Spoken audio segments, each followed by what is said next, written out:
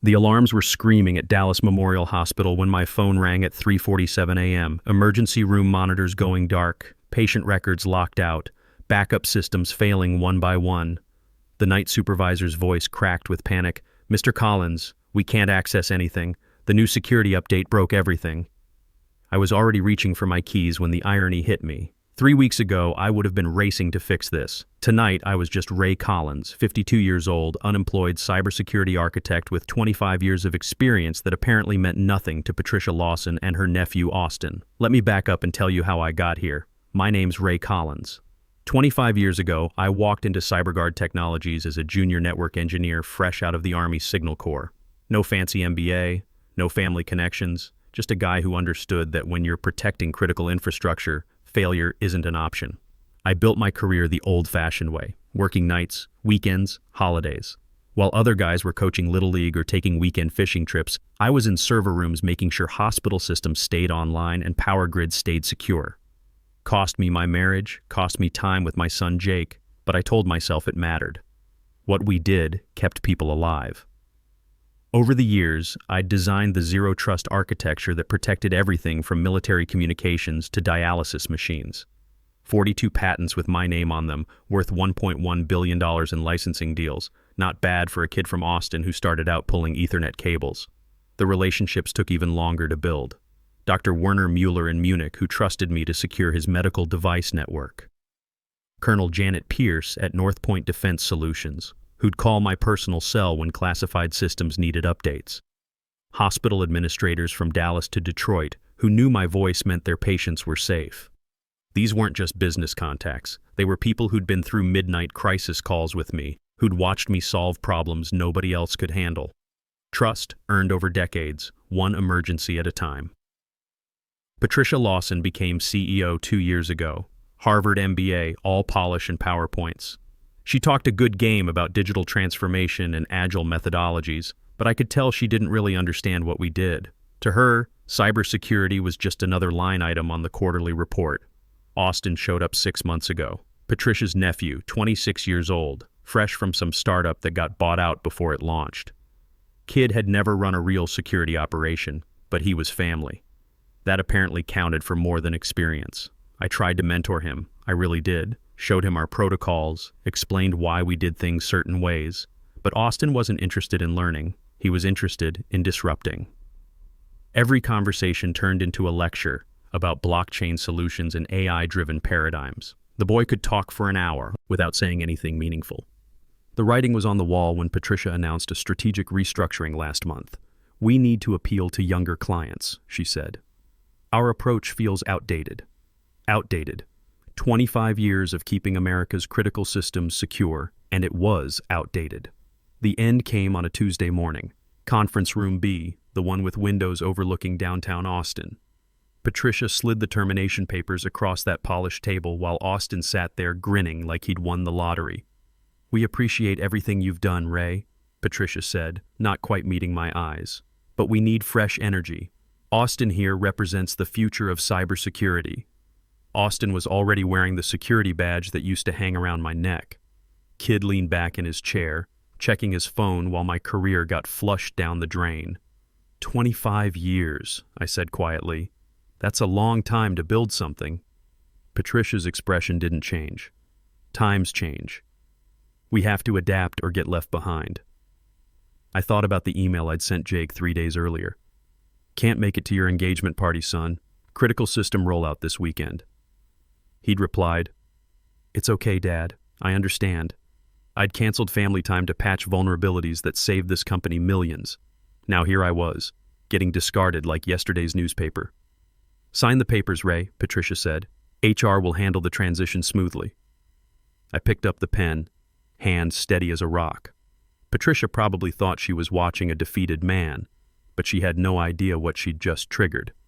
See, buried deep in those patent licensing agreements was a clause I'd insisted on during the 2019 security crisis. If the original architect gets terminated without cause, all operational rights revert back to me. The board had signed it eagerly back then, desperate to keep me from jumping to a competitor. They never thought they'd actually need to honor it. I signed my name with the same precision I'd used to design their security protocols. No drama, no speeches, just a signature that would cost them everything. "Good luck," I told Austin as I stood up. "You're going to need it." I walked out of that building carrying nothing but a cardboard box and 25 years of relationships they'd never be able to replace. The first crack appeared 48 hours after my termination. I was sitting in my kitchen, drinking coffee and scrolling through job postings, when my phone buzzed with a text from Sarah Martinez, a project manager I'd worked with for 8 years. "Ray, something weird is happening. Munich just froze the medical device contract. They're asking for you specifically." I set down my coffee and called Dr. Mueller directly. His voice was strained when he answered. "Ray, thank God. We received authorization requests from someone named Austin Lawson, but our protocols require your personal verification. The contract is very specific about this. I'm no longer with CyberGuard, Werner." Long pause. "Then we have a problem. Without your authentication, we cannot proceed with the security updates. Our entire network remains vulnerable." Within hours, the dominoes started falling. Colonel Pierce at North Point Defense Solutions sent an automated response to CyberGuard's team. Original architect verification required, contract suspended pending authentication. St. Mary's Hospital System in Dallas couldn't validate their security protocols. Texas Power and Light needed my personal sign-off for grid protection updates. One by one, the partners I'd worked with for decades were asking the same question. "Where's Ray Collins?" My phone wouldn't stop ringing. Former colleagues, confused and panicked. "Ray, they're saying half our contracts are frozen. Austin doesn't know the verification codes. Patricia's calling emergency meetings every hour." I have to admit, I felt a quiet satisfaction watching it unfold. Not malicious satisfaction, more like watching the laws of physics work exactly as expected. You can't just remove the keystone from an arch and expect everything to hold together. See, Austin might have had my badge and my office, but he didn't have my relationships. These people knew me by voice, had my personal cell number for emergencies, trusted my judgment after years of midnight crisis calls. When some kid they'd never heard of tried to authorize critical security updates, they balked. Patricia tried to fix it the MBA way, with meetings and presentations. Austin put together a slick slideshow about next-generation security paradigms and AI-driven zero-trust architectures.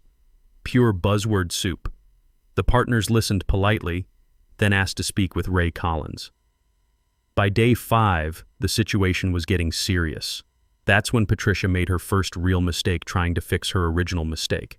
She had Austin post on LinkedIn about revolutionizing cybersecurity with blockchain-integrated solutions. The post went viral in our industry, and not in a good way. Comments ranged from professional skepticism to outright mockery. "Who is this kid? CyberGuard fired Ray Collins for this? 25 years of experience replaced by buzzwords?" Jerry Hawkins, who ran IT procurement for the Texas Hospital Consortium, called me that evening. We'd worked together since 2009, had been through 3 major cyber attacks and countless midnight emergencies. "Ray, what the hell is going on over there? This Austin kid doesn't know a firewall from a screen door." "They wanted fresh blood, Jerry. Apparently I was too set in my ways." Jerry snorted. "Set in your ways? You mean competent? Listen, when you're ready to start your own shop, give me a call. The hospital consortium would love to work with you directly." That conversation planted a seed. For 25 years, I'd been loyal to CyberGuard, even when headhunters called offering double my salary. But loyalty has to go both ways, doesn't it? The real crisis hit on day 7. Austin, desperate to prove himself, authorized a major security update across the Texas hospital network without proper testing. The update had a bug, a rookie mistake that any experienced engineer would have caught in quality assurance. Suddenly, electronic health records were inaccessible at 47 hospitals across Texas and Oklahoma. Patient care wasn't immediately compromised. The systems failed safe, like I'd designed them to. But diagnostic equipment went offline, surgery schedules got disrupted, and emergency rooms had to switch to paper records. The story made national news within hours. Cybersecurity firms botched update cripples hospital network. CNN ran interviews with frustrated doctors and nurses. The hospital administrators I'd worked with for decades were furious, not just at the outage, but at the incompetence behind it. My phone exploded with calls from reporters wanting comment. I stayed professional, declining interviews, but the industry trade publications got the story anyway. Former colleagues, speaking anonymously, painted a clear picture. Experienced architect fired for inexperienced nephew. Predictable disaster follows. That evening, my son Jake called. "Dad, I saw the news about CyberGuard. Are you okay?" "I'm fine, son. Actually, I'm thinking this might be the best thing that ever happened to me." "What do you mean?" "I mean, maybe it's time I stopped building other people's empires and started building my own." Jake was quiet for a moment. "Dad, you know I've got some savings if you want to start a company. Consider it an investment in someone I believe in." That meant more than any contract, any salary, any recognition I'd ever received. My boy had faith in me, even when my own company didn't. The next morning, I called Jerry back. "That offer you mentioned? I'm interested." 2 weeks after the hospital network disaster, I was sitting in a lawyer's office downtown reviewing documents that would change everything. My attorney, Charles Webb, had been going through the patent agreements with the thoroughness of a forensic accountant. "Ray, this is remarkable," he said, looking up from the stack of papers. "These 42 patents aren't just valuable, they're foundational to every major contract CyberGuard holds. The licensing agreements are ironclad. When they terminated you without cause, they triggered the reversion clause. Meaning you now own, free and clear, intellectual property worth $1.1 billion, every security protocol, every encryption algorithm, every intrusion detection system. It's all yours." I leaned back in my chair, letting that sink in.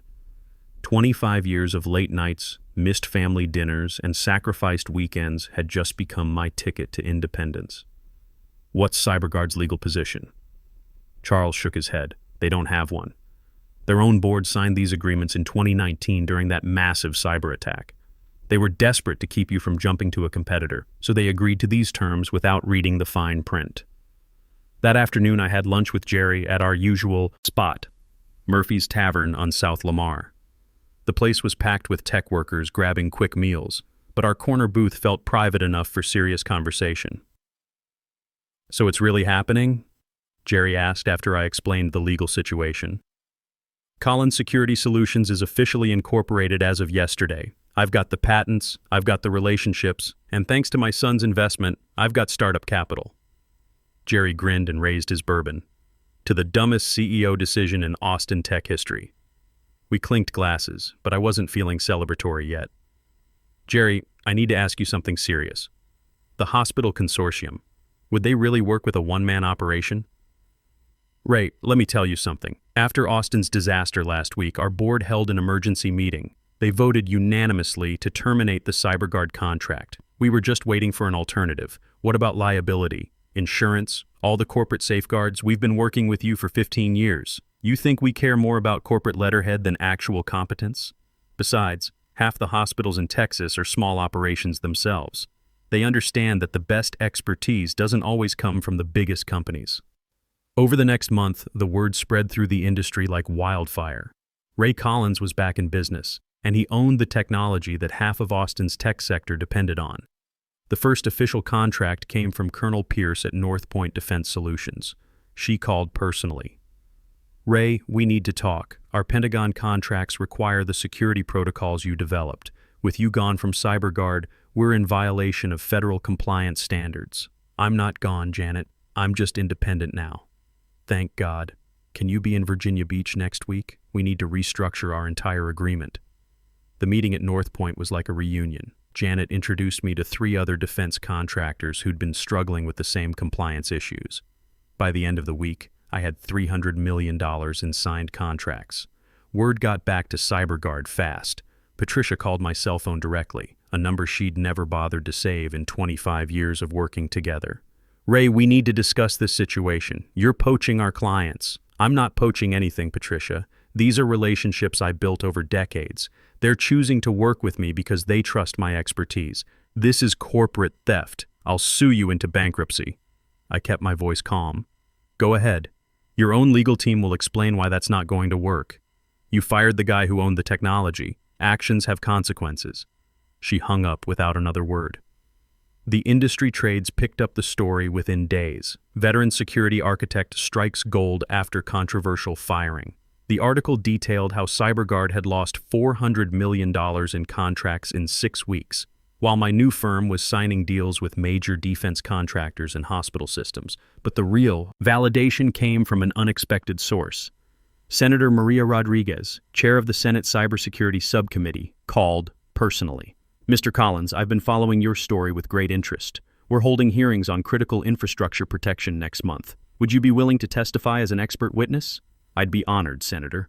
Good. We need people with your experience helping us understand these threats. The recent hospital network failure has raised serious questions about private sector cybersecurity standards.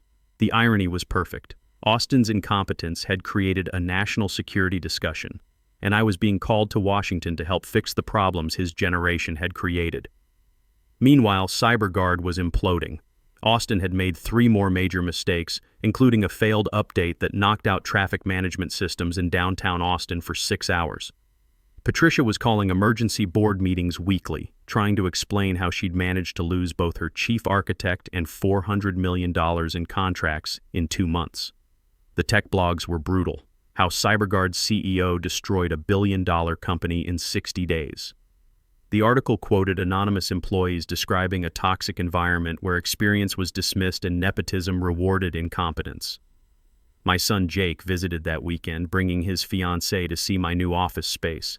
It wasn't much, 2,000 square feet in a converted warehouse, but it was mine. Dad, I have to ask, are you bitter about what they did? I thought about that for a moment. No, son, I'm grateful. Patricia and Austin taught me something valuable, that 25 years of loyalty and expertise can't be replaced by family connections and buzzwords. They showed me I was worth more than they ever realized. Jake smiled. So what's next? Next, we build something that matters, something that protects people without betraying the folks who make it possible.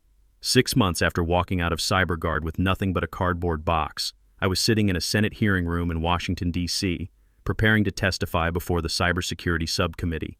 The nameplate in front of me read, Raymond Collins, CEO, Collins Security Solutions. Senator Rodriguez had done her homework. Her opening statement detailed how critical infrastructure failures had increased 300% in the past year, with most incidents traced back to inadequate security protocols and inexperienced management. Mr. Collins, she said, you've been protecting America's critical systems for 25 years. In your expert opinion, what's causing this dramatic increase in failures? I leaned into the microphone. Senator, it's simple. Companies are prioritizing cost-cutting and nepotism over competence. They're firing experienced professionals and replacing them with cheaper, less qualified alternatives. The recent hospital network failure in Texas is a perfect example. The cameras captured every word. Austin's LinkedIn posts about revolutionizing cybersecurity were projected on screens behind me as I explained, in technical detail, exactly how his incompetence had endangered patient lives. That testimony made national news. Veteran cybersecurity expert exposes industry crisis. The story resonated far beyond tech circles. It was about American workers being discarded for cheaper alternatives, about experience being devalued in favor of buzzwords and connections. The response was immediate. 3 Fortune 500 companies called that week, wanting to audit their cybersecurity leadership. The Department of Homeland Security offered a consulting contract to review federal infrastructure standards. My small warehouse office suddenly felt very cramped. Meanwhile, CyberGuard was in free fall. The board finally acted 3 weeks after my Senate testimony, firing Patricia in a closed-door meeting that leaked to the press within hours. The industry blogs were merciless. Board dumps CEO who destroyed billion-dollar company. Austin disappeared from LinkedIn entirely after his post became a case study in corporate incompetence. Last I heard, he was working at a startup that made apps for dog walkers. But the real satisfaction came from an unexpected source. Patricia showed up at my office on a Tuesday afternoon looking tired and desperate. My receptionist, I actually had a receptionist now, buzzed me. Mr. Collins, there's a Patricia Lawson here to see you. She says it's urgent. I almost said no. Almost. But curiosity got the better of me. She walked into my office like a different person. The corporate confidence was gone, replaced by something that looked almost like humility. Ray, I made a mistake. A terrible mistake. I gestured to the chair across from my desk. Sit down, Patricia. I want to offer you a partnership. Equal equity, complete control of technical operations. Name your terms. I studied her face. Why? Because I destroyed everything we built. The board fired me, but they're willing to bring me back if I can fix this. You're the only one who can save the company. Patricia, you didn't just fire me. You fired 25 years of relationships, trust, and expertise. You can't buy that back. Ray, please. I have a family, a mortgage. I'm 46 years old. Who's going to hire me after this disaster?